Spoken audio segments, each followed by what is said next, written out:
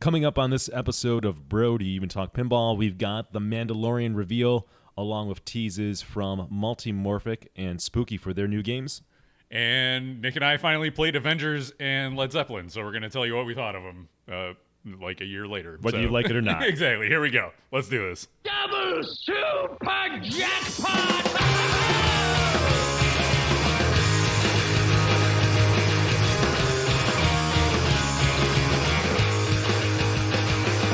I need a ramp.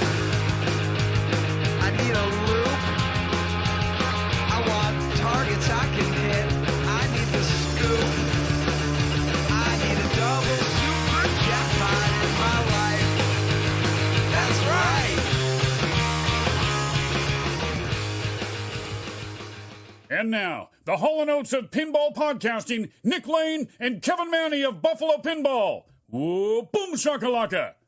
That's us. Live and in person. We're in the same freaking room. What's going on? It's weird. It's weird now. Yeah. You're supposed to be in a little window and in your gamer chair in your room, and I'm supposed to be here by myself. I feel like Rip Van Winkle, older. Last time we were together, I wasn't in my 40s. I was in an old man. Now I'm a couple years past that, and I have back issues, and here we are. There we go. Just 1 year closer to dying. It's right. 1 month at a time. Here we go. Yeah. Covering the pinball news on our way out. But we did. The coronavirus didn't get us, so we got that going. I vow to ruin pinball for the rest of my life. So there you go. You guys got this coming for you. All right, so let's get into it. Let's do some news. I look Here's like the I'm tip. 12 in that hat. It's the latest pinball news. So hot, it's on fire. All right, Nick looks like he's 12. You're not wrong. You're not wrong, RLM. I can't, What are you gonna do? Yeah. All right. Let's talk about The Mandalorian. We got some pinball news to talk about. Very exciting. The new pinball machine came out. The Mandalorian from Stern Pinball. We got 3 levels. As you come to know with Stern, you get a Pro, you get a Premium, you get an LE. The Pro is $61.99. The Premium $77.99, and the LE $91.99. Those are MSRPs. You could probably get street value a little bit less than that. But that's the same price as Led Zeppelin, which was their last release. Designed by Brian Eddy, rules by Dwight Sullivan, art by Randy Martinez, sound by Jerry Thompson, and voiceover from the one and only Carl Weathers. Yeah. And you got some Bill Burr in there. He didn't do voiceovers, but there's clips of him in there, which is like beautiful. Yeah, I love that. That's good. You finally got Bill Burr in a pinball machine. Never thought that would happen, but you never know what's to expect in life. Thanks, Cara Dune, for doing something stupid, so we got Bill Burr instead. There you go. All right, Mandalorian. What do you think? So you guys, and we'll talk a little bit more about this later, but you guys ordered one for location because pinball's starting to come back a little bit more. I guess what drove you guys to purchase one of these? Well, that's a good question, Kevin. Well, as a business, we always were getting new Sterns as is, but we've had to basically consolidate our business. We lost almost all locations, so less locations now, less games. But Star Wars is a great theme, even though I think the Star Wars game that came out a couple years ago is kind of trash. It did well because of the theme alone. So Mandalorian's a really loved kind of theme. It seems to be well received in the Star Wars universe. And on location theme is the name of the game, right? You can have a game that's not that good, but people will look at it and say, I want to play the Mandalorian, and it'll make money. So that's a no-brainer as an operator. I haven't spent really any time watching gameplay, only that Bill Burr's in the multi-ball pirate mode, which is fantastic. But we get our game, I think, on Monday now. Oh, yeah, shoot. so it's going to be dropped at Community Beer Works, and I'm not sure when they open. They might not even open until Thursday or something. But it's going to get dropped there. Looking forward to playing it. So obviously next time we talk, we'll have played it, and don't be surprised if you see a bro stream on it. Yeah, it's gonna be fun. I'm looking forward to it. So for me, the theme is really good. I got let's go back here. I wore my Mando shirt. This is my COVID meme Mando shirt. Keep your mask on. This is the way. I'm a Star Wars fan. I think Mandalorian is one of the best things Star Wars has done in years. Really cool show. The artwork is really good. So it's got a lot of positives going for it. I love the art, the Randy Martinez art. I love the theme. I think the layout's interesting from Brian Eddy. It's not, I feel like Stranger Things was like, all right, Brian Eddy's coming back. We're going to go to like his old favorites, a familiar territory. So everybody who wanted a new like Attack from Mars style layout from him, that's what they got. Now this is him getting a little more creative with the layout. The big red flag for me is the Dwight Sullivan on rules. It's like, I think I was trying to think of like, what's a Dwight game that I like? And Ghostbusters before the final update. I think he just kind of like took what was there and blew it all up for the final update to make people feel better with multipliers and higher scores and ball saves and but other than that, like I'm not like, I don't love Game of Thrones, I don't love Star Wars. I haven't played Ninja Turtles yet, but I have heard mixed things about that. That's a Dwight game? Yep. That was the last one he did. I don't know. I don't know what it is. Yeah. I absolutely hate Ghostbusters with the ridiculous scoring on it now, and the bonus is just asinine. And he did Star Wars, right? Yep. As well. Yep. I don't like. I mean, we've made fun of that. I mean, it's just like, I don't know. It's not intuitive. It's really weird. I applaud him because he does. I think has a degree of creativity, and I know he's like kind of a board game guy, and then Monsters was sort of like this reversal of just like overly simplified, basic. I don't know. Yeah, so I'm with you. Sure, he's a great guy. I just can't. His rules are not for me, not for you, Kev. Right. But look, he's made rules on the games that have sold very well. I think Game of Thrones is not bad. I don't think there's anything inherently bad about the rules. I like the choosing the houses. So he did that before, JJP Pirates did. So he kind of kicked that off, and I think that was a cool move. Doctor Who did it first. Right, Doctor Who did it first, but I mean he brought that back. So Yeah, credit to him. Yep. I like kind of the shot multipliers, the way they work in Game of Thrones, where it's sort of a risk reward versus holding on and trapping the ball versus being kind of quicker. So that's pretty interesting. But yeah, the other games that we mentioned, just it doesn't work for me. Yeah. So it's to be determined. Like I said, we haven't played it yet. Why don't we take a look at some of the photos? And this is the reason why people are gonna come by and drop money in it, right? They're gonna go, oh my god, it's Baby Yoda, and he doesn't do anything though. It's just a plastic sculpt in the back of the machine. Looks kind of stupid, to be honest. It's pretty like, huge. Yeah, like the fact that you just stuck a dial in there that doesn't do anything is like, I get it. It's gonna be good for me as an operator. Yeah. Like people are gonna look at it and maybe they're disappointed when it does nothing, but whatever. It's gonna make me some money, so that's Right. fine. I think it looks pretty bad. Yeah. If like I have no inclination having this in my home. I don't like Star Wars because I'm a monster. But yeah. Yeah. So we got Baby Yoda. What else we got? We got You said there's a dong in the game. the dong. This is the dong shot. Show me. on I never really right there. So this is the under on. If you're looking at the screen, the far right. I forget what the name of the ship is, but it's like part of that ship.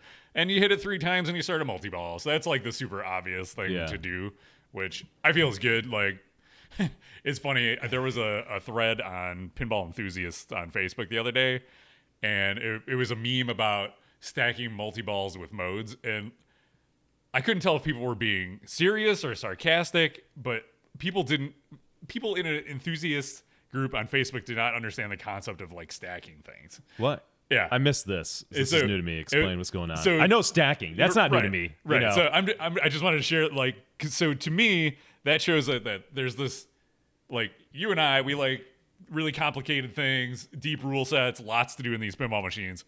But even people who go on Facebook and go like, I like pinball, I'm going to join this pinball enthusiast groups, have like the rules understanding is just not there. It made me think of like watching people at Masuda try to play the game with the coin returns and things like that. Do you think it's a flood of new people in the hobby just kind of trying to understand pinball, coming to terms, or is it just these people who are like, cool, I want a pinball machine in my home and it looks cool and I can show it off? Like, what? Hard to say. Like, I feel like it's older pinball players that are just like very casual. Like, and I feel like the newer players get it more. How did this discussion come up though? There was a meme about stacking multi-balls with modes. Okay. And I was like, like they didn't like it or something? They were talking, just the comments were all about like, what's this? What's stacking? Oh shit, dude. Yeah. So that gives you like the frame of mind of like the common pinball enthusiast, I guess. Well, it's weird though, because I'm guessing a lot of those people on those Facebook things are people who own a pinball machine.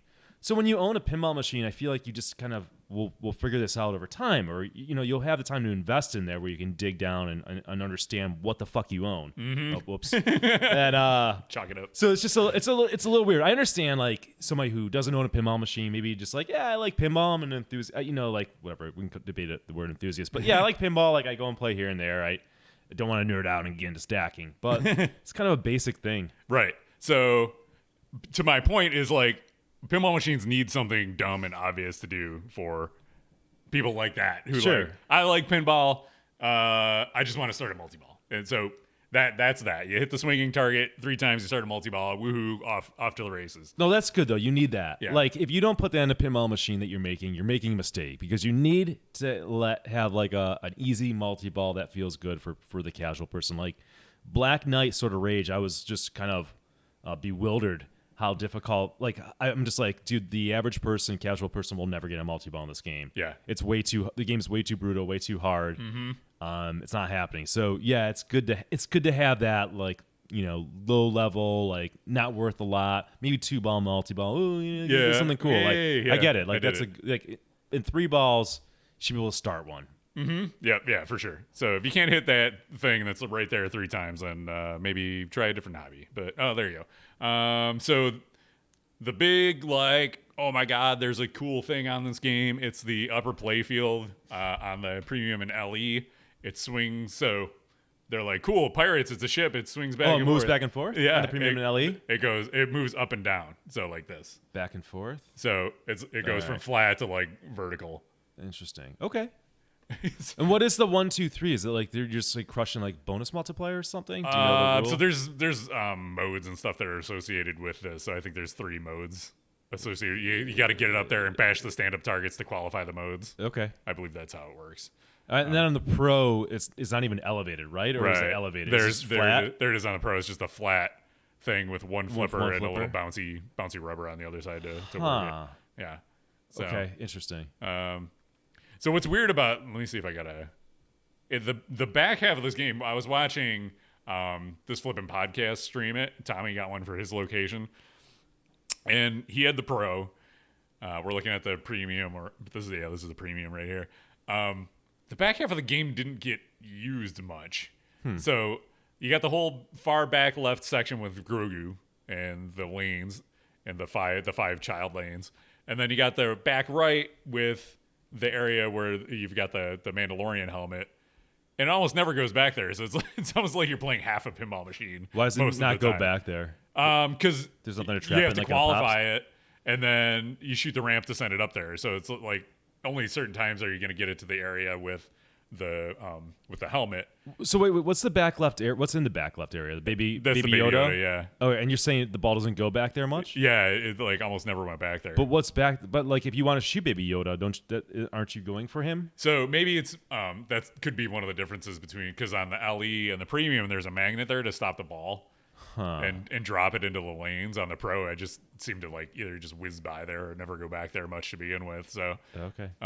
it just it felt like all the shots you were shooting were all these quick shots closer to the flippers that ended up coming back, and you didn't end up going back there that much. So it seemed like, I don't know, maybe some missed opportunity with some of that real estate in the back, but it's hard to say. Again, we haven't played this, but it's just observations from watching a stream. Skip Natty's blowing up the chat, so I think if we don't address some of his comments, it's just not going to stop. Okay, so we'll ask one. He wants us to mention the flamethrower, which I don't know what it is. So. No, he wants to mention the flame Thauer. I should have put that Thauer? screenshot in here. Oh, it's misspelling. We were looking for the misspelling and on the Stern, and Skip That's found always it. a fun thing. Yeah, there's always one, right? So on the screen, Wow. it says flame Thauer and flamethrower. Dude, come on. There's not even that much. Like, I mean, I know there's not that much text. Come on, Yeah, that's bad. flamethrower. It's like on Deadpool, it says multipler instead of multiplier. I did not know that, Now- but I'm not. now Nothing you're, surprised. Now you're gonna see it, and never be able to unsee it. Holy Or shiza!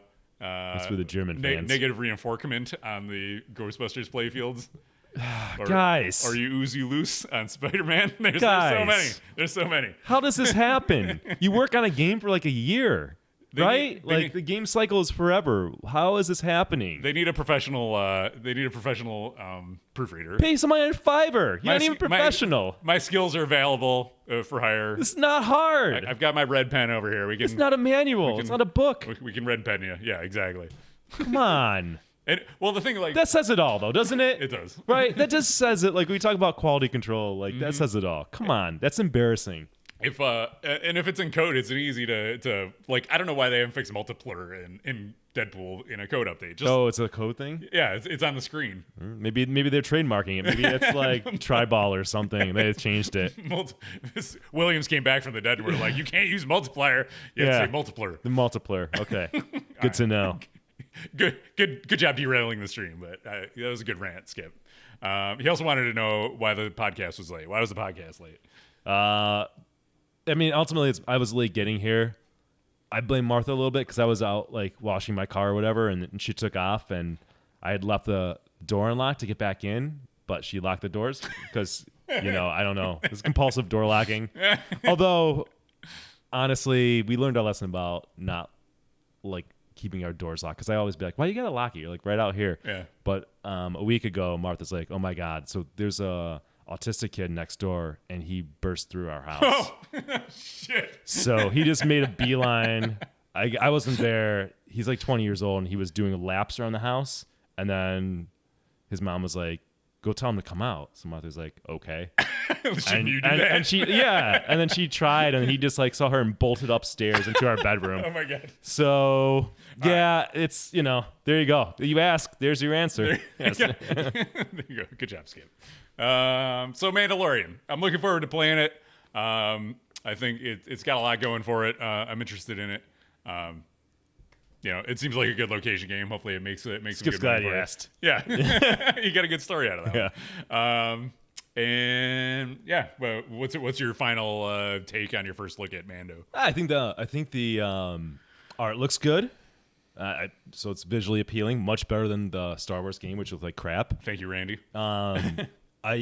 We're getting something that looks like an original playfield design, right? So that's good. So I look forward to playing it. Mm-hmm. Yeah, the thing with the stand-up targets and the flippers, I don't know how exactly fun that looks. Yeah. But again, at least it's something different. Right. So yeah, we'll check it out. We'll see how it is. I haven't watched the series. I don't have Disney Plus. I don't like Star Wars, but maybe I would even like Mandalorian. Yeah, it's a cool I don't know. It's like a bounty hunter kind of show. Yeah. You know what I mean? I do like Empire Strikes Back. I'll put that. If you like Empire, I feel like you'll like this. Yeah, because the bad guys kind of It's got Boba Fett in it, so it's got some of the good stuff. So. Yeah. All right. If you can deal with a baby Yoda doll, I feel like that you would see the baby Yoda and be like, I'm not watching this kid stuff. Yeah, I don't know. I get it. Star Wars always been about these cutesy toys to sell shit, and that's really not. That's why I'm a Star Trek nerd, more or less. There you but go. Whatever. Yeah, Screaming, we're back. We're back together, hanging out. Thank you, science. We did it. Wildcat hates Star Wars. What a kindred spirit. Yeah. There you go. You guys would get along well in person, I think. Yeah. All right, let's see. What do we got next? We got teasers. So a couple teasers from Multimorphic and Spooky. We'll start with Multimorphic. They said they dropped two big pieces of wisdom on their next game. So their next playfield module is going to be licensed. So it's not going to be original theme. They're going to go out and get a movie theme, music theme, TV show theme, something like that. And it's going to feature Scott Denisi on the audio package. So, well, sounds good. I mean, I'm going to get it because I have a P3 and it's in the grand scheme of pinball, buying a new playfield module is cheap, It's why not? Why not get it and play the game? So I'm looking forward to that. It sounds like hopefully it's right around the corner. So the other thing they said that they've expanded their manufacturing. So they added an additional 5,000 square feet of space in their manufacturing facility, which is what we're looking at here. And the next picture, you can actually see a little bit of the new playfield module there. So if you want to hear a ridiculous breakdown and analysis of this playfield, I encourage you to check out the Flippin' and Mashing podcast. Those guys are big P3 enthusiasts, and they analyzed all of this and where the shots could be and everything. So if that's your thing, go for it. People love that shit. Yeah. Not me. No, But like we'll wait. Wait till you see the spooky tease. The same thing happened with that. But you gotta talk about something in pinball, I guess. Exactly. Or, if you're really hyped for whatever game is coming next from a manufacturer, I can understand it. But there you go. I'd rather just wait and see the final product. I can wait. Yeah, I can wait. But like that looks like a pop bumper there probably, and there was an arrow right there pointing sideways, so that's probably an upper flipper shot. Which means let's go. It's gonna do the upper flipper, which is you cool. gave a good shout out. That's the podcast to go to. There you go. There you go. So I wanted to. I started thinking about what would be some of my dream themes on the P3. So let me share those with you. I've got them in a message here. So see if you agree with this. Actually, these are great pinball themes, no matter what. But these are some of my dream themes. People ask about dream themes all the time and put some thought into it. So I think there's a missed opportunity, and we've talked about it with video game themes. Yeah. There's a lot of really big video game themes that hit the generational area where people are in the pinball buying community now. So first one, Mortal Kombat. Sure. It's never a Mortal Kombat game. And that's a good, like, select your character perks. I mean, they don't really do, well, whatever. We could do something like that. Yeah. But you got to have a select the character thing. I think of like Deadpool when you like finish your mode. You could have like fatalities and stuff in there when you finish the character. That'd be a no-brainer for Stern to do. They got Steve Ritchie, so they can get him to do the finish him, like, legit old school voice. Yep. Yep. So Mortal Kombat, Doom, I feel like is Doom 100%. These games keep on persisting, right? Like all generations know these games now, and play the game. They're not going to stop making a Mortal Kombat or Doom. That license is going forever. Right. So it hits that nostalgia, but they're also current, and like they're still making games. You're doing good, Cap. The third video game theme I thought of was Tony Hawk Pro Skater. Okay, this is a little out there, but we're due for maybe a skateboard game or something like that. Right. Yeah. Think about how well skateboard themes work for pinball, and if it could get some of that music, sign me up. Sure. I'm all in. So you want some ska music, right? Punk and ska, yeah. Do you think ska music is today's polka? Probably. Okay. I mean, fair there's enough. ska in Deadpool. I'm fine with ska, but I just like I had that thought the other day. It's an original thought from me. There you go. I mean, it goes back to the 60s, so they've been building up for a while. So okay, yeah, but not like 90s ska probably would equate to that, I would guess. Okay, Radical 2, there you go. Radical 2. So movie theme, The Matrix. Why isn't there a Matrix theme? And I think on the P3 that'd be really cool with that 100%. We got a new movie coming out, so that's a no-brainer theme. Mm-hmm. There's people who are nuts over The Matrix. That would sell well, and I'm sure they could do a lot of fun things with it. That'd be a good one for Jersey Jack to do, I think. Yep. That'd be a good license for them. Somebody in one of my streams mentioned Ready Player One, and I feel like that'd be a really good theme too. Not bad. Yeah. It doesn't have that. It's got like throwbacks to old movies. Like it's got kind of that feel, but it doesn't have that nostalgic pull. Yeah, I think there's more commercially accessible titles to make. The ones like the games we're hitting on and Matrix are way above Ready Player One, right? Right. And then finally, yes. Oh no, two more. A good Back to the Future. We need a good Back to the Future game. No brainer. No brainer. And then Monty Python and their Holy Grail. All-time favorite movie for me. I know we got Medieval Madness, which a lot of people would just say, oh, we got Medieval Madness. It's like the greatest game of all time. Why do we need that? But I feel like you could take some of the content from Holy Grail and do that. Okay. So there's my dream themes. Hopefully Jerry was taking notes and is working on all those for the P3 or any of you guys. Let's go. I thought Deeproot was going to do Back to the Future. That's allegedly, yeah. And Goonies. Yeah. Yeah. Dude, what can't they do? If those guys Make a have those game, licenses, actually. goddamn. I mean, Goonies would be a good one too, but if I didn't say it because I don't like Goonies, I assume man. Deeproot has it locked up.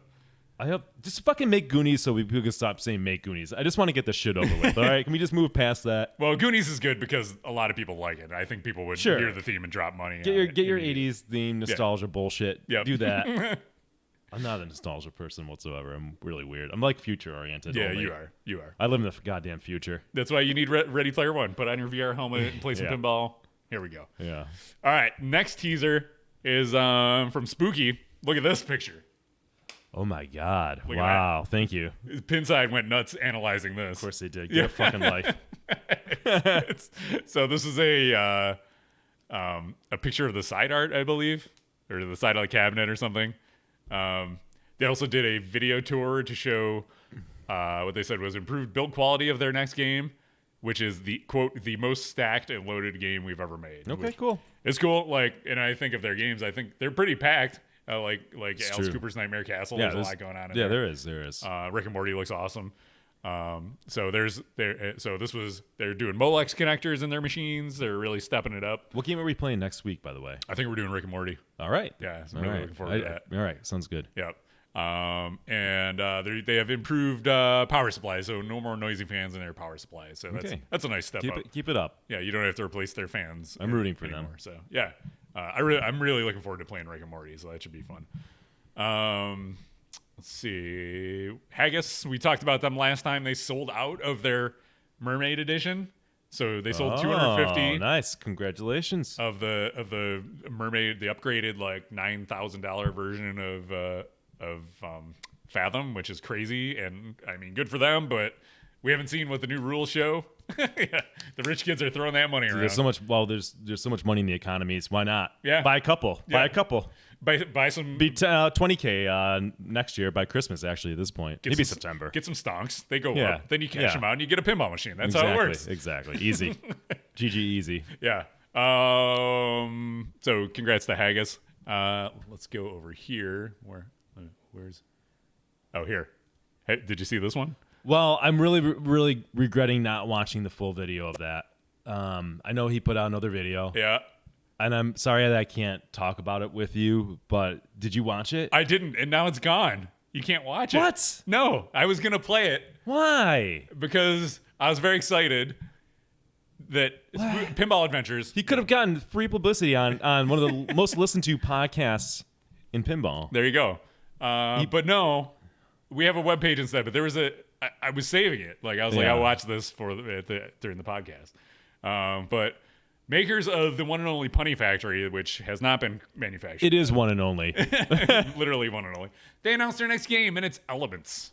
And Not a great name, but I do like the picture that they have there. Yeah, the art's pretty cool. But Yeah. let me give you the concept. It Please. says, the world has been plagued by 5 of the deadliest element monsters, and the infinity mirror is glowing bright red. What the fuck does that mean? They need help with their writing. The Infinity Mirror. Yeah. 3 warriors, a deadly Valkyrie, a stealth ninja, and mighty knight need to combat and conquer these element monsters. You need to bring back the infinity mirror to pure white that it once was before it's too late. All right. Well, you just had an Infinity Quest, so maybe just not do the Infinity Mirror. Okay, but anyways, I don't give too much about that. I do like the art. It's kind of crazy and creative. Oh, look, the knight looks pretty cool. He looks like a Fallout guy, though. Yeah. But Yeah, that's fine. He looks cool. I like that. Playfield infused octagon Oh, there's the infinity Infinity mirror. Mirror. So that's cool. That's on the playfield. Okay. So that's neat. I like All that. right. This is first of all, what the fuck? That's Groot. Groot with a sword. Dude. All right. Anyways, this is much better than Punny Factory. All right. So I always give credit where credit's due. We're going in the right direction, dude. All right. There's a stretch LCD topper Okay. Okay. All right. Maybe. or LDC depending on. So they're doing pinball right. There's some typos here. yeah, so they're nailed. They're gonna. Yeah, they're good. They're gonna do great. They're gonna be a full blown manufacturer soon. There's the flyer. Look at that. You can't really see it. In the video, they showed the playfield, which I'm sad we can't really see because there's a Yeah, snake that's going weird. I through wonder if there's some copyright issues that they ran into or something. I don't know. it. The back box reminds me of like a 80s Gottlieb with the spears on the top. quadraphonic sound, dual monitor display, full retro backlash. I don't know what that means. It means we didn't put a monitor in it. That's what it means. Oh shit! There's no LCD monitor. Yeah. So it's just, okay. The back, that's not something to brag about that you don't have a monitor back there. It's when all about how everybody you else is doing position it, Nick, you know? No, I know. I know. Is that all we got? That's all we got. Damn it! Yeah, missed opportunity with the play. They taught us. Yeah. Like I was like, I'll watch this one day, but no. You snooze, you lose. Yeah. you Sorry, lose- suckers. You lose. All right. Well, listen. Again, credit where credit's due. You still haven't did Punny Factory. No one's buying it, or it's not available. But your next game is Battle better. Theme looks better. Theme looks better. Yep. Okay, so okay. Okay. More to come. Yep. Start actually building some machines. So there you go. What do we got? JJP. They got a.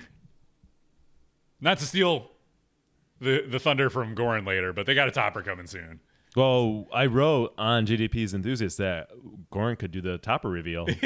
We'll make him available. He could. Could do it on this podcast. Stick around for the end of the show. Goran is doing a deep dive into Guns N' Roses pinball topper. Are you listening, Eric? Come on, make it happen. Yeah. This is where you want to reveal it on this podcast. Yeah. So coming soon. They're also doing like an accessories store, and it's like pinballwizard.com or something like that.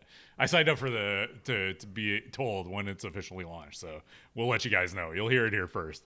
Well, they don't have a club where you pay $30 a year or whatever to be told when they don't market it to you a day early. You give them your email address for free, and then they market it to you. It's Weird. It's weird. Almost like your email address has value in itself. Oh, let me take some notes. Hold on. Crazy talk. They also added Wi-Fi, Bluetooth, and Scorbit to The Hobbit and Waz, so they're working their way back through the catalog. So Dialed In and Pirates are the only two left to go on that. Oh, for toppers? No, for the Wi-Fi, Bluetooth, Scorbit connectivity. Dialed In and Waz. Dialed In and Pirates are still left to go. Everything else has Pirates. it now. Okay. Any news on the final wizard mode for Pirates? I assume that's why they're doing Pirates last. All right. I don't have any inside info on that, but Gimme. that would make sense, right? Like, yes, that would there would be more to logics that behind update. it would make sense. Yeah. Oh. So I don't have Scorbit on my games because those are my two games that I got from Yep. JJP. Yep. All right. Other awesome code update news from JJP. So if you haven't yet, connect your Wonka. If you got a Wonka, connect it with either Ethernet cable or there's a USB dongle you can get. Go to the JJP website. They'll tell you which one to get. Connect it to the internet. You have to be on the latest ISO that you download from their website. Go to the update to the latest version that you can download. Connect your machine to the internet and opt into the beta program. So there's an open beta program now on JJPs that you can just download right to your machine once you're connected to the internet. And Joe Cat's totally reworked the rules for Willy Wonka. It moves a lot faster. It scores a lot higher. It just takes everything that was in there and amps it up. So it's not like Dwight Ghostbusters update where we just threw multipliers all over the place just to make you feel better. It takes what was in there and just elevates it more, right? He didn't millennialize it. He didn't. No, he didn't add 5 ball saves or anything like that. Jesus. But I only owned the game for a couple months before the update. You like my non-stapler stapler? This is what you get when Nick's in person. He starts analyzing things. So what was I saying? I'm sorry. Now I'm all distracted. I held off for 20 minutes picking that up and looking at it. So this is a stapler that doesn't use staples. It just like takes the paper and folds it over. I thought it was like I have like a circle cutter like that for like Mylar and shit. Yeah, okay. Yeah. So I thought it was that. So go update your Willy Wonka. Oh, like I was saying, so I can't do a great job comparing to the old rules because I didn't play them that much. But all I know is I've progressed through the game more. It feels more satisfying now. I've gotten to 4 of the 5 golden tickets where I'd only gotten, I think, 2 in the past. So it's cool to be able to play the mini wizard modes like the Gobstopper Mania one and the Wonka's Office. Those are all really cool. So the fact that you get to see these more often are good. And there's more video clips in it. Oh my God, video clips. And you can skip the video clips now if you don't want video clips. So it's great. Best of both worlds. So highly recommend it. Go in there, get the beta, and jump in the Telegram so you can offer feedback too, because Joe's looking for feedback from players. So if there's something in the rules that you don't particularly like to change, he's open to that as well. But or if you find something you love, tell him that too. Tell him good work, because he did this in his spare time, labor of love kind of thing. Joe Cass is a boss, dude. Yeah. Weekends, evenings. So Skip, myself, NS Pinball, and Goran were the beta testers for this. So we've been playing it for at least a month now. So if you don't like it, it's our fault. Yep. Mostly our fault. But we also have candy codes in the game now, so my picture's in the game. So Oh my God. that's pretty hype. Kevin's vanity That's project. pretty hype. You know, I didn't know it was going to happen. He's just like, you guys are all getting codes. Well, the thing is, like, when you take the time to polish the code and make it exactly what you know it can be, which is, sometimes doing this on your own, right, not on the company time. I mean, these games live for decades, right? And, we talk about the code. Like, when we reviewed Doctor Who, we were talking about the code. Like, you get recognition for quite some time. So, these guys are like artists, right? And their name's attached to it, and they want it to be good. And I have a ton of respect for that. That's awesome. Yeah, and this is his first game that he did the lead on it, so I feel like it's got like a special place in his heart, and he really wants to make it the best it can be. He wants people to love it.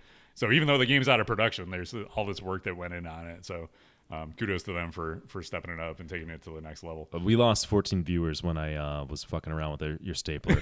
See, that'll teach you. Maybe it was me. I was talking too much. They're like, I'm out of here. What else? American Pinball. All right, here's a Dave Fix piece of news for you. Oh, wow. This. Okay. So all right. Well, this came from Pinball News, and they announced that they will have deluxe and classic models now. Okay. So like premium LE and pro premium. So the classic is going to be like the operator version machine. Classic is a weird term because when you think classic and pinball, you think an old game. Right. Right. So it's a weird term to use, but okay. Yeah. And then deluxe is like Deluxe is fine. amped up. Yeah. We're going to charge you more for fancy stuff model. Yeah. Apparently, they're going to play very similar between the two models. They didn't say they would be exactly the same. And they also said this was a real head scratcher to me. So they've done, they did Houdini, they did Oktoberfest, and they did Hot Wheels, right? Yeah. And Hot Wheels seems to be well received. Like, people seem to like that game, and that's kind of the game that maybe turned the corner for them. Yeah. So they're kind of like they're building up. Like Houdini was like, people know who Houdini was. People know Magic, but it's not really a licensed theme so much. Oktoberfest is just like this generic thing that people kind of understand. And then they got Hot Wheels, which is a real license. Like, right. There's Hot Wheels fans. Everybody knows Hot Wheels. But their next two games are going to be unlicensed. See, that's weird. Yeah. That's like, again, as an operator, we will never buy, okay, ever buy an unlicensed game. So you might say, well, that's fine. We're not interested in selling to operators, and maybe that's true. But if your business model should be like, yeah, we want all the market, right? So why do an unlicensed game? I don't get that. That makes no sense. That's like a death kiss. Yeah, we've seen it over and over again where enthusiasts say, "Oh, when can we go back to the awesome themes of the '90s, like Attack from Mars and Medieval Madness?" And JJP has made Dialed In, and Multimorphic made Heist, and people don't buy them. You're going to find a little niche of the market that's like, cool, original theme, I like this enough, based on the gameplay and the theme around it or whatever, doesn't matter as much, I'm going to buy it. So Skip says, brings up, didn't Nick buy Black Knight Sword of Rage for the business? So we buy every Stern. Black Knight Sword of Rage is licensed on the Black Knight license, but it's based on an original theme. And guess what? That game did the worst of any Stern we've ever put on location. So again, it's 100%, and that was sort of like, okay, this is a game that's known by some people. It's cool. I swear, if we had the topper on it, probably would have done better. I don't doubt it. But yeah, people.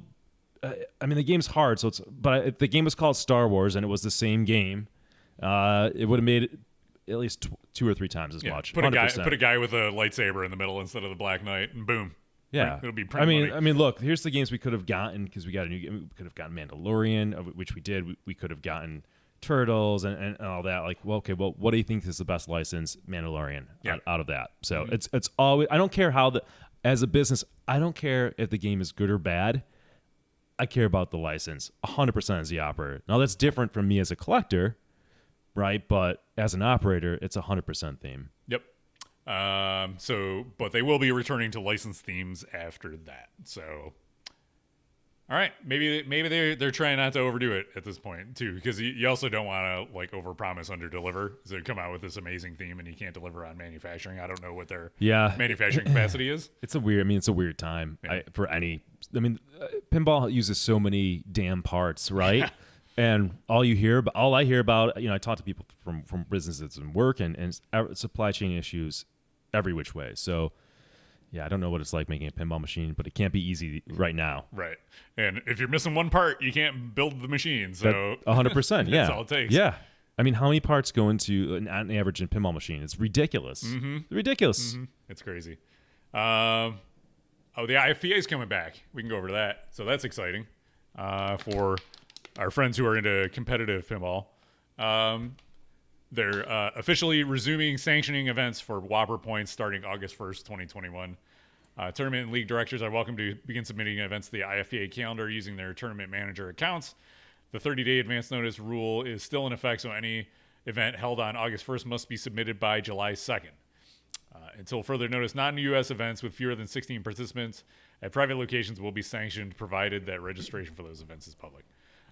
Any leagues that were unable to complete their 2020 seasons, that's us, can pick up where they left off, but the IFPA will not retroactively sanction events, leagues or tournaments held between March 17th and July 31st, 2021. They're not so you can't I had a huge tournament in my house during a pandemic. I want Whopper points for it. They're going to say, no, you shouldn't have done that, and you're not getting points. Specifically with respect to leagues, none of the activity of that league season is allowed to have taken place during this period if that league wishes to be sanctioned for Whopper points, which totally cool with. I agree with that.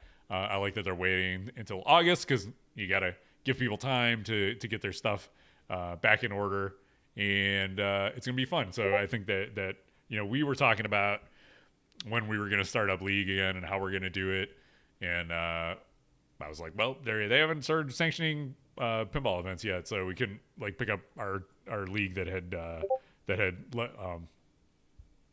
is my Discord going off? Yeah, you guys don't want to hear that.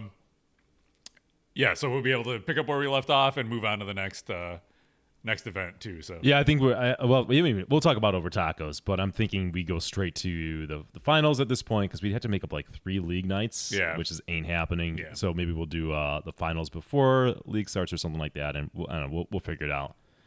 It'll be interesting. Yeah, it'll be interesting. So hopefully we're through this. Hopefully there's no kind of crazy variant and we're back into this garbage again. Yeah, because people lose their minds during a pandemic, which we saw. So. On both ends of the debate, I guess. Right? Apologies if you're listening to this and freaking out that your Discord's going off because mine was, and I turned it off. So all right, they're off now. All right, that's why everybody left. No, we're back up. We're back up. We're back up. We're going back up. There you go. Don't touch the stapler. We'll be good. I don't know. They didn't want to hear about Wonk the Donk or something. Yeah. Oh, finally, Deeproot still hasn't shipped the game. So there you go. That just doesn't Kevin doesn't update that. That's just a bullet point that remains on every of our show notes. Yeah, it's gonna stay there now. Remember when everybody it's burned in on his screen. Everybody was pushing for the Ghostbusters code update for so long, and every month the update would come out from Stern and be like, "We're working on Ghostbusters code. We're working on." I wish they didn't work on it. I know. Well, whatever. If I never play that game again, I'm okay. Yeah. So there you go. Buffalo updates. Location Pinball is returning. I thought that'd be something interesting to talk to you about. So yeah, we talked about during the pandemic, things totally died for you guys, but it's starting to come back a little bit now, right? It is slowly. I think we have games at Masuda Chow still, which Kevin's representing with his hat. I think they're only opening up their arcade certain days of the week or something. I don't know if they've gone full. They're still being cautious. We just brought games back to CBW last week, I think. Yep, last week. And only 2 games right now. We're going to have a maximum of 3 games, which at one point in time we had a couple, then we had 10, and then we went back down to 3. So I guess we're back down to 3. So, yeah, I think, we're going into a dark period of location pinball tournaments, and we're going back old school to leagues in the house and maybe a house tournament here and there, something like that. Those are always fun. I like doing those, and I'm okay with that. So we had a hell of a run. We did, and it took a pandemic to stop us and slow us down. But yeah, I'm okay with that. Yeah, so we won't be doing team league anymore because so many of the locations are just gone now. Yeah. And the joy of that was getting to go around and go to all these different locations and play different teams. So we'll keep doing our league at home. We have at least 3, maybe 4 hosts now. I think we picked up potentially 2 new ones. Nice. Potentially. So that would put us at 5, which is cool if Mark still wants to do it. You, me, Mark. Yeah. Plus the 2 more. Dean. Yeah. Yeah. Oh yeah, Dean and Yeah. cool. Yeah, so we'll be in good shape for that. Mark Nagy, everybody. Yeah. I know you guys miss him. We'll have to go to his house and do a stream soon. Yeah. I miss hanging out with Mark. He's a good Yep, dude. for sure. And so location pinball is slowly coming back. Nick and I were talking about what shows we should go to now that Pemberger isn't around either. Yeah. So I think Pin Brew is going to be probably the one that a bunch of us go to. That was a no-brainer. That's easy to go to based on location, and it looks like a fun time. And we've heard good things from our friends that went. Yeah, Jeff and Nick went, Nick Kaiser, and they said it was a good time. So next year, definitely looking forward to that. Maybe Pintastic. Maybe I know Nick and I are thinking about doing Indisc on the West Coast for our big tournament. So Wait, let me ask you this, Gab. yeah.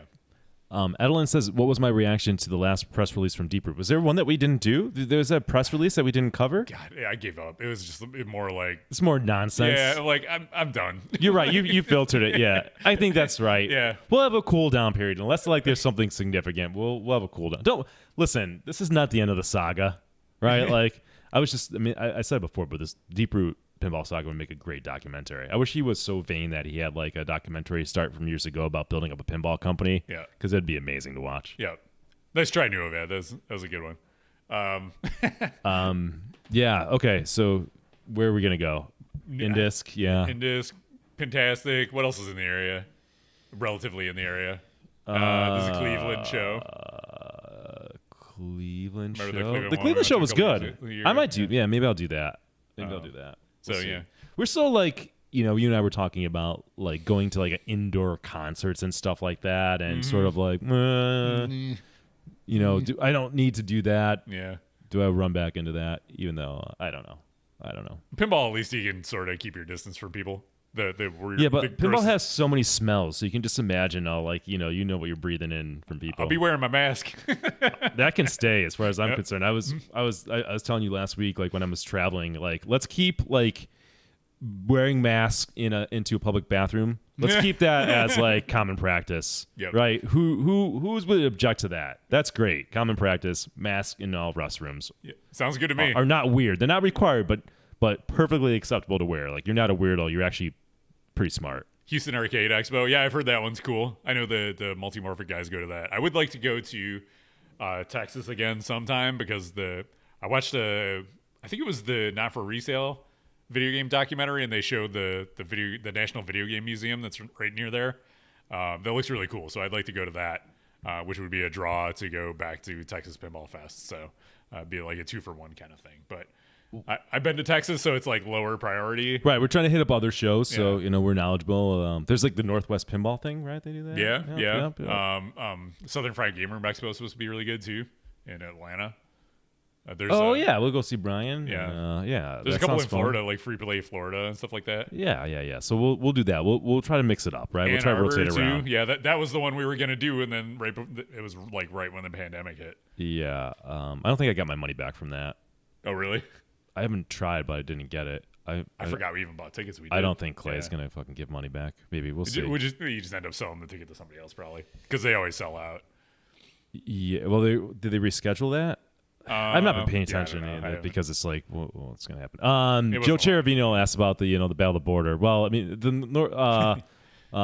the North American Battle or whatever we call it against the City Pinball. Well, listen, you guys can't get your shit together up in Canada, so we're ready to go. We could do it this summer. But you guys can't get your act together, so I guess some shots. we win 2 years in a row.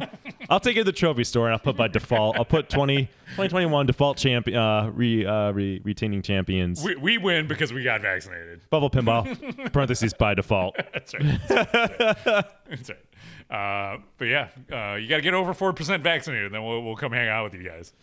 But in the Yeah. meantime, so we're gonna keep going to see Blue Jays games in Buffalo because that's fun. I heard Toronto's good. I heard Toronto's like 70% vaccinated, right? You were telling me that. Right? That's yeah. a Kevin Manning Joe stat. told me that. Okay. So yeah, Toronto is getting it together. The rest of the country, Yeah. it's a big place. So you got to send vaccines You gotta go to Saskatoon. a whole lot of areas. Yeah, exactly.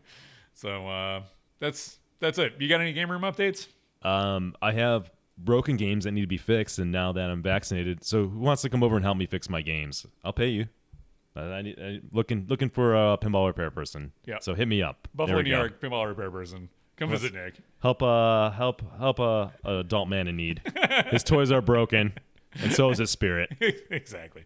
I didn't really have much. I was trying to think, like, I don't think it's finally a month where, like, I didn't have to really fix much. I didn't buy anything of significance, so the room's looking good. Like, somebody in my chat the other day was like, what pinball machine do you want that you don't have? I looked around my room, I was like, I kind of like all my games. I can't think of one that I would rather have than what I already have. Well, you were asked like if you had to get rid of one, Or like if you is there swap it any out? game that you want that you don't have? And I was like, not really. It's a good place to be, right? Pretty happy with my lineup. Yeah, it's a good place to be. So you don't see yourself sell. I'm gonna have to sell something if I want to get something. I have a hard time now selling. I almost rather buy storage place. It's weird to put games in storage. It's kind of a selfish like, thing. why own it then? If you're not I know but here's the thing. Like, so prices are only going up, right? Yeah. And you want it back, and I don't know. It's hard to sell games. Like, I've got to move. Oh, by the way, I'm buying that Black Knight Sword Rage. I don't know if I said last time, so I'm buying it. It's going to be a keeper. I'm really excited, really happy about that. I got to get in my basement, and my basement's full because we already have Countdown like kind of in the side room, like kind of non-operational. So I told Matt Taylor he can borrow Harlem. Nice. He's gonna be my pinball babysitter. There you go. He's a great guy. So, but that's where I'm at. Like, I'm talking to Martha. Like, Martha doesn't want to sell games, especially the classics. They're harder to get back and blah blah blah. So now I'm at that point, and it's such a headache now to even think to get a game because I'm like, how the fuck am I getting my basement? I hate my basement. It's like all these moves have to happen. I'm just like, yeah, I don't know. I'm good. Yeah. I'm good. I had to really want a game. There's no casual like I'm gonna buy a game, which is kind of awesome. Yeah. Like, it saves me from being wasteful with my money and stuff like that. But I'm kind of in the same boat that you are. Yeah. I mean, you go through phases of the hobby. I feel like you first get into it and you're like, give me anything. I just want a pinball machine, and it's like, now I want to fill up a whole room full of pinball machines because they're awesome. So Rocco says just shove it in the closet. They have a pinball in the closet. That's yeah, what they do with theirs. I love it. That's hilarious. They have to like pull it out when they want to stream it Yeah, and stuff. yep. Yeah. You gotta do what you gotta do. We Yeah. all know that. You're in the hobby long enough. You know what happens. Small Town just moved and had to haul like 15 pinball machines. Dude, that's the thing. Like, yeah, you start thinking of this. Like, I'm like, oh, am I gonna live in this house forever? What if I move? And then you think about moving the pinball machines, and it's like, it's not that my enthusiasm is down in the hobby, but like I had like this limitless like passion and energy. Like, I can do anything, move any game out. It's like a new game, and you know, it's like, you know, with any kind of drug, you just need more of it, and it like I don't know. It's different. Yeah, and you get older, you start moving games around, and Like, this is really dumb. I need an easier hobby. oh, and the JJP games too. I got to take like the head off, and just talking about it, I feel my heart rate going up. I should put the monitor on. Like, it's really stressful. So you got to be smart and strategic. But yeah, you know, 10 years ago, it was like I've moved a lot of games in my life. Yeah. I really have, and I think about when I good. went and got those Rush the Rock racers. I was like, what the hell was I thinking? Like, why do I have these? These things are ridiculous. But now they're in here. It's like, just leave them there. yeah, that's what happens. Yeah. Between It's gonna stay the rest of your life. the Rush the Rocks, my JJPs, and my P3, I'm like, I'm never leaving. Logan's gonna have to deal with that at some point. Exactly. See, your headache now, buddy. You've inherited a Rush the Rock. Sorry. Good luck. I sold the No Fear that you really like, but you got all these other pinball machines. Yeah. There you go. There you go. Those are Gameroom Updates. All right. Why does Game Time Television get it says a hi Kevin, but no love for me? What the fuck? Game Time? Rod. That hurts. You got to stream more. That Nick. hurts. People will love you more. You gonna bring back the Friday streams? God, if only I can get some strangers to love me in my life. That's the secret to happiness. Exactly. We need the Friday streams, Nick. Well, listen, I was telling Kev before we started streaming. I'll give back updates. There you go. It's part of the Game Room Update. I will start streaming again. I hope.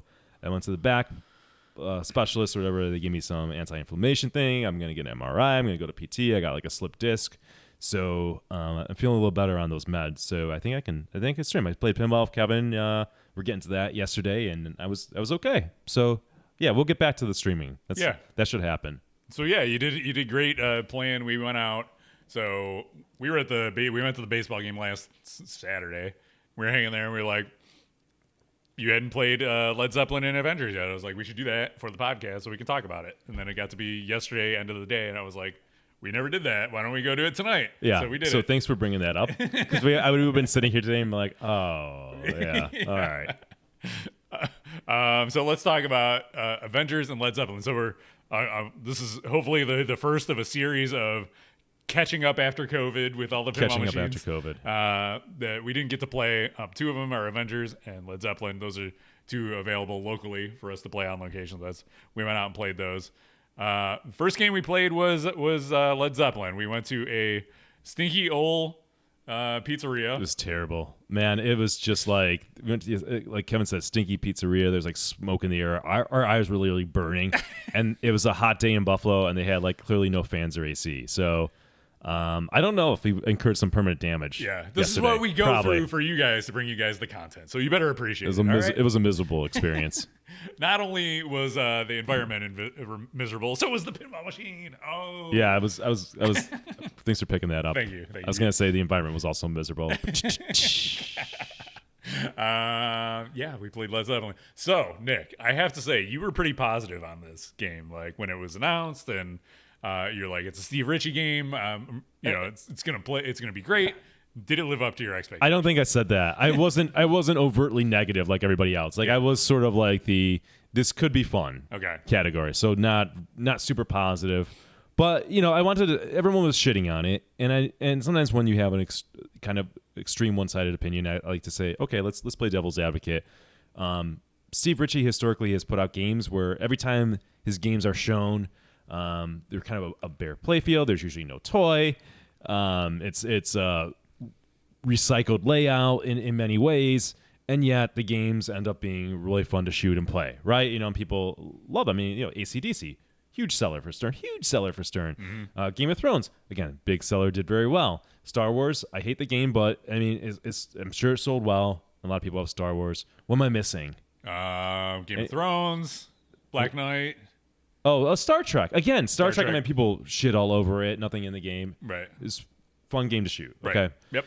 So I was pointing out kind of that counter argument that, look, this could be fun, it's a music pin, blah, blah, blah. So I went in there with, I think, reasonable expectations. Okay. Not like this is going to be terrible, not this is going to be great, but this Steve Ritchie game, it could be fun.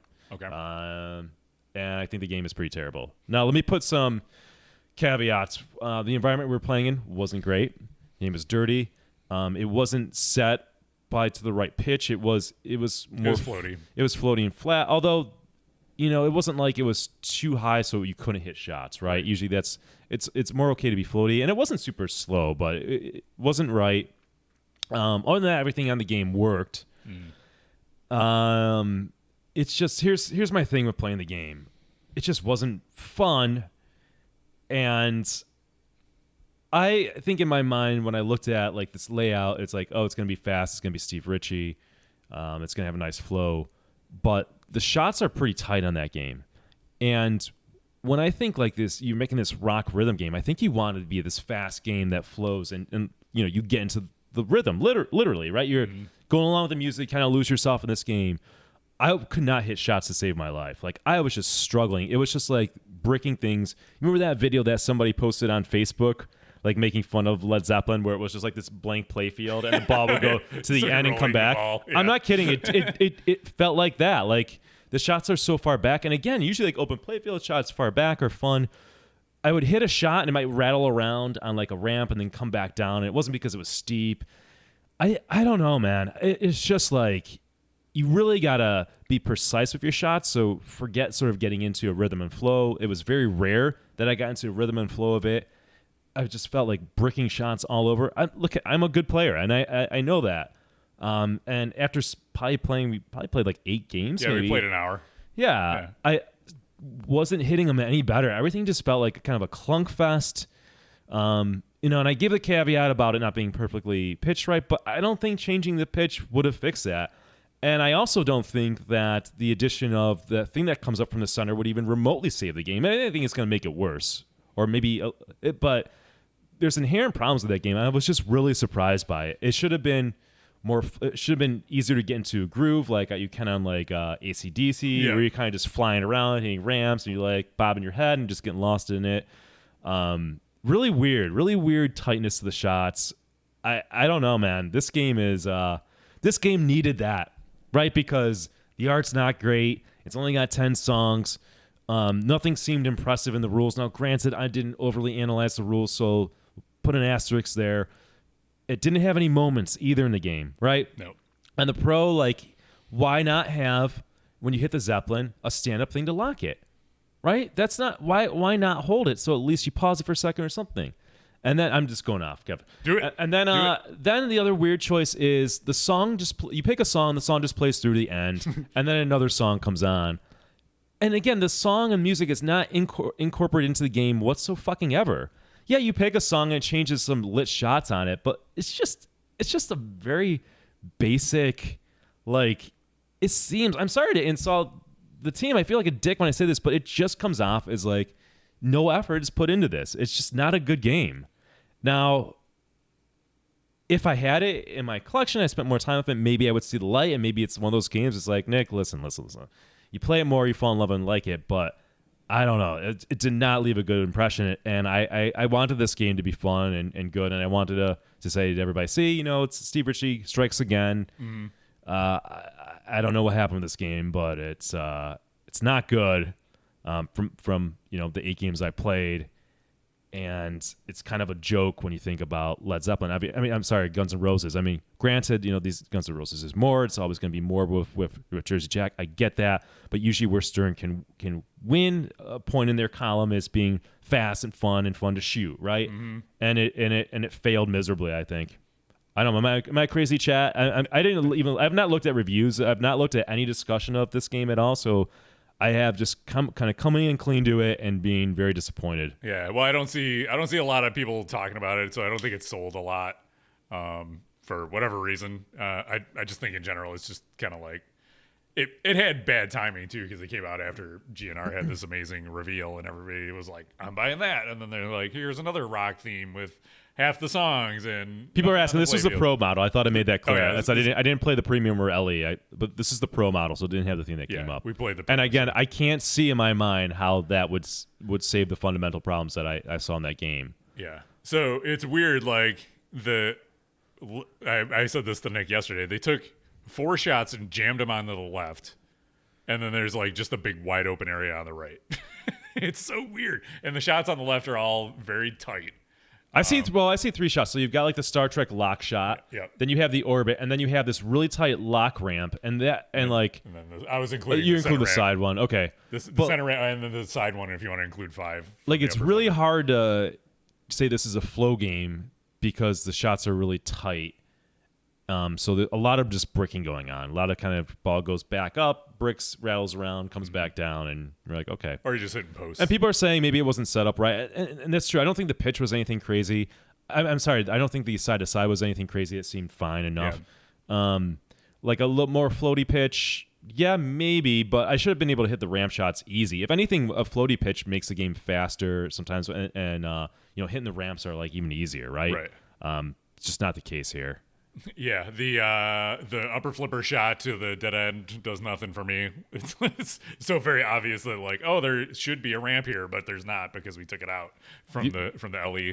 The only flow was the center ramp shot. Yeah, and it was kind of cool how it kind of goes, I think, behind the thing and comes out. Like, so okay, that's a neat shot. Yeah, it's very reminiscent of Avengers actually. Yeah, that was the only shot where I was like, this is not a bad shot. And it's fun to hit. Yeah. And the other thing is it's got to plunge like Star Wars, so sometimes you'll plunge and it'll just go right to the out lane.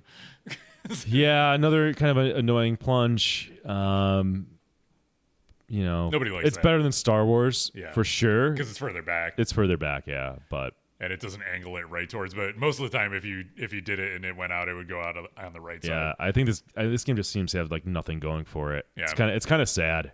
The best part of it is the music. Like, the music's good. I was like singing along to some of the songs. Like, this is cool. Led Zeppelin songs are fun. Yeah, but you have a game that has 10 songs, and it's just not cool. Right. Like at this point, right? Yeah. Yeah. So I got nothing else to say about Zeppelin. I played it. So I've played it twice now. I went out with Nick Kaiser and played it, and after a couple games, I was like, that's enough Led Zeppelin. And then after we played a couple games, I was like, that's enough Led Zeppelin. It doesn't leave you wanting more. Yeah, maybe we'll give a proper review. This is just impressions. We haven't really delved into it. Maybe I'll see the light. Maybe there's code. I don't know. Maybe something. Maybe I'll just get some real time to spend out. I'm never going to go back to that pizza place again because I don't know if I have I have cancer now. I have no idea. We're going to get glaucoma or something from all the smoking Jesus. Yeah. It's like a cool jukebox with flippers on it. It's very, very much your bog standard Stern. It's like, here's the modes, here's the multi-balls. Apparently there's some ridiculous multipliers in there that you can get up to like 3400x or something like that. It seems like they did the bare, like checking off the bare minimum of that game. That's what it felt like, man. Yeah. I hate saying that. That's what it felt like. Yeah. There's the impression, the feeling of the game, and that's it. There's nothing outstanding about it. And then we went to Pulp 716, where Nick Kaiser owns the Avengers there, and it's like a breath of fresh air. You see what I did there, Kevin? You did it. Both the game and the place. So that's like a Pulp 716 is like a comic book store, and they have like bubble tea, so it's pretty cool.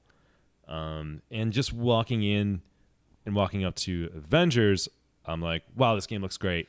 Right, like the art's popping on the cabinet. Cabinet looks awesome. He does a good job of maintaining the game. Art looks really good. I mean, I've seen pictures of the Avengers. I saw a little bit of streams, not much, maybe like 5 minutes worth. The game looks really good in person. Like any pictures or camera overview camera had does not even remotely do justice to how good this game looks. I was really impressed by that. First and foremost, what do you think? Yeah, and just looking at it from the top of the playfield is like, I want to shoot all of these shots. It looks really cool. Yes, like, exactly. Exactly. I want to see where this goes, how I can combo these shots. Look at this shot. Where does this go? Like, I haven't seen it. Like, wow. You're like, and then we were playing for a while. I'm like, oh my God, there's this shot here. I didn't even see that before. Yep, and then it's like the little sneaky shot up the middle, and you can get the Hawkeye combo ramps going. It was the pro model. And again, I'm glad you asked what model because I'm like, God damn, this looks like the LE model compared to Led Zeppelin. Like, I'm like, this is the pro? Yeah. Oh, wow. Oh, my God. Okay. They had a bill of materials for this one. What did they give Steve Ritchie, a fourth of the budget? And it was like, good luck. There you go. I don't understand. We spent all the money on the music. You got nothing left. Sorry. Yeah, it's really bizarre, man. They're just radically different games. Yeah. So it's funny, too, because they're probably not even a year apart in release. And the difference is outstanding. And so, art's great. Music and callouts is probably the weak point of this game, right? It's like the callouts are weak and the unimpressive. Music is like totally forgettable. Like I wasn't really paying a ton of attention to like from a review perspective, but it's nice when you don't because you're like, okay, what do I remember from that? Not really distinct. Like none of the characters sound distinct. Did you hear any of the bad guys have voices or anything Hulk's like that? voice is cool. I feel like he's like, oh, I'm angry. Blah. Sure, yeah, that's fine. Cool. And then you got a jackpot call. It's just like jackpot, Yeah, it wasn't like bad like X-Men was, but did any of the bad guys like antagonize? Or were they antagonistic? I can't even remember. You had Thanos in there, like when you lose when he would take the gems, he'd say some stuff, but not like. It's not like Black Knight where he's like taunting the crap out of you. Like that's what you want. That's a missed opportunity, dude. Yeah. I mean the superhero theme and like the voices and being antagonistic. This is a fail, I think, in the sound department on this game. It's just like I feel like it just barely crosses the line where you're not like it's bad, but you're just like, all right, well, I guess you check the box. Yeah. You have some generic superhero music. I don't know what to expect, but it's not great. The voices are just like, okay, they're not X-Men terrible, but in playing Black Knight, when you have a villain, you're fighting something. It's like Black Knight sort of rage is how you make a game where you're fighting somebody, like you're fighting a bad guy or bad guys. Yeah, and I don't know. It's just very bland. Yeah, I wonder if anybody's done a replacement sound package on that, like folks did for Jurassic Park. So. What else? The rules. So I think you and I were both like the rules are not very approachable. There's not. I guess the tower is probably the obvious thing to do, like the easy multi-ball. That and the Thor multi-ball, bash the captive ball to start a multi-ball. But starting modes was not overly obvious. Yeah, it's not an intuitive game. Not an intuitive game. Yeah, but playing it, like you start to figure it out, and you can tell there's a lot there. and it's going to keep you interested in the long run in your house, right? So there's like, we didn't even get into all there's the drop targets on the left, and there's all these rules integrated with that. The quests, the gem quests are not easy, so it's not just like hit 4 shots and you're done. Like, there's a lot to do. You can get into stacking multi-balls into those if you understand what stacking multi-balls and modes are. You can do that. So like, I was like, oh, this Thor multi-balls right here. Why don't I do that with one of my gem quests, and that'll help me progress through the gem quest. So, and there's like little stuff like the Hawkeye like shot when you lock the shot. In the my tower. God, that like blew my mind. Yeah, it's like it releases it and you got to fire it off to try to nail it. Yeah, the Hawkeye shot. So I didn't know this was in the game. You hit this like lock shot, and it's like a little tower, and the ball holds it with a magnet, and then it has almost like a countdown, releases it, and it's super fast, and you got to hit it with a thing. I couldn't do it, but I was like, my God, what night and day between these games. You got this phoned in Led Zeppelin, and then you have Keith actually busting his ass and thinking, okay, how can I make a unique pinball machine? This is amazing. This is Keith's best design, and I'm blown away by what he's doing. It shoots great. All the shots I hit felt fantastic. I was like discovering new shots. I don't know how he packed it all in the playfield. It's I can't say enough. It's so refreshing that he's in the hobby doing what he's doing, and Eric Minier, like, these guys are a much needed injection of new talent into pinball. And thank God. Yeah. Because like the 2 games I'm thinking about getting now, it's like, okay, I think maybe I need Avengers Infinity Quest at one point. And I honestly kind of hate the superhero themes. It doesn't do anything for me. It's almost a negative at this point. Deadpool is cool. Yeah. And then and Guns N' Roses, and I didn't talk about Guns N' Roses from playing it on the stream, but I had a lot of fun people ask me about that. I think it's a great game. So those are the 2 games I kind of want now. But these designers are crushing it. And I also never got into Jurassic Park. Yeah. Even the first time I played it, I was like, I can look at it and analytically and like, oh, these shots are cool, they're unique, but like I never had a lot of fun. I don't know why. I just didn't get excited or that much into it anytime I've ever played it. From the first time I played it to the last time I played at your house. Yep. But Avengers Infinity Quest, just love from the first flip, and I'm thinking today, woke up today, I was like, I want to play more of that game. I really want to dive in and understand what's going on here. Other than the theme and the weak call out to music, which is too bad, I just Keith fucking crushed it, man. Mm-hmm. Thank God, dude. Thank you so much. Thank you so much. I hope these games sell out a lot, so people stop fucking phoning it in and being safe. Like, I don't know what his design philosophy is, but I appreciate all the work that he's done, because you look at so many of these games getting released over the last 10 years, and it's just like, are these all the pinball designs? There are only like 4 pinball design layouts, and that's it. And they're like, no, look, we can still do a new pinball design. There's still more things to come, which is awesome. Yeah. I remember, I don't know, it must have been like when I first got into the hobby, there was a discussion. I forgot what game came out, and there was, oh, it's a fan layout. And they're like, well, there's only so many shots you can put on a pinball machine, right? And when you think about pinball, you're like, yeah, that's true. You got 2 flippers, and they kind of go, you can only put it so many places. But then you look at something like Avengers, it's like, this is a freaking roller coaster on a pinball machine. There's like all these shots, all these wireforms. Which you should. It's a superhero thing, so a lot of elevated things, right? Yep. And the turnarounds from like the ramp shots were so cool, man. Yeah. It's like magic, like you said. It's like a roller coaster. Like, talk about just thinking, like, okay, what can I do, right? Mm-hmm. What can I do differently? And that center ramp that you could just combo all over, either from the Oh upper my flipper God, or the that was lower ones. so cool, man. Yeah. You just think about it, like, that's awesome. I want to do that again.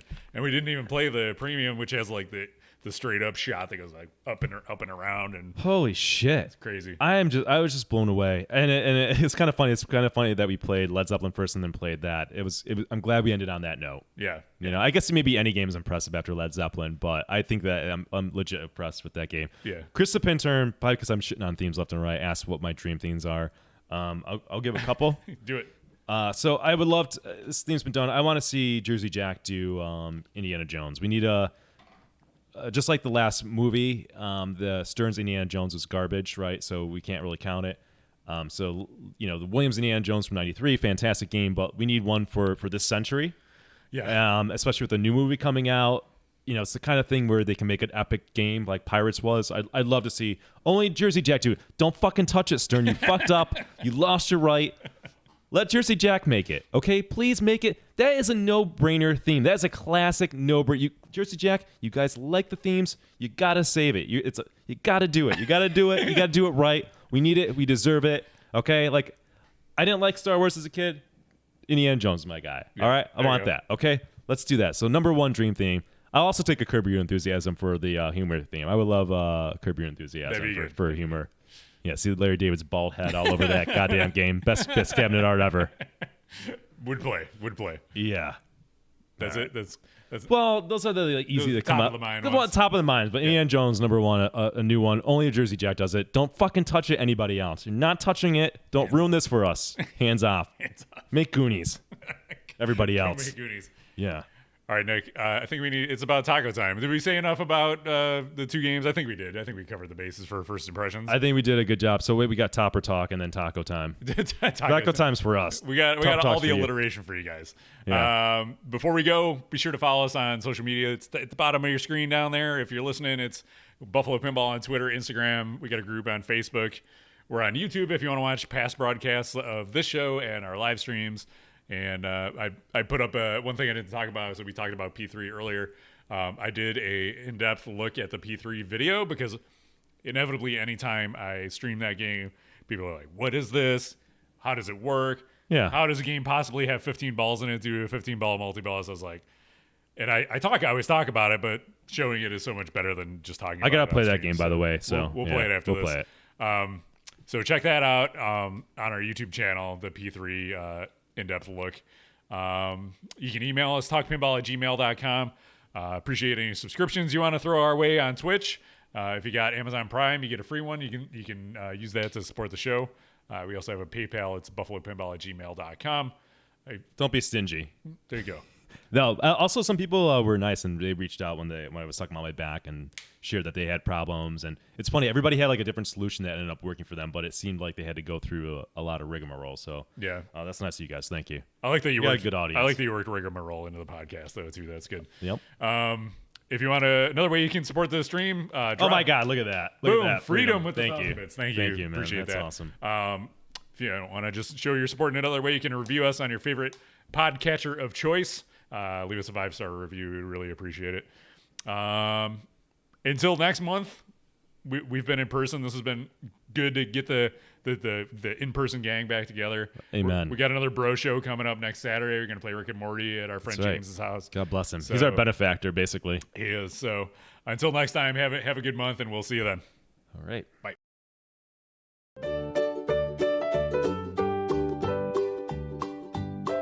It's Topper Talk with Goran right now. Let's all have some fun. This is about plastic on top of your pin.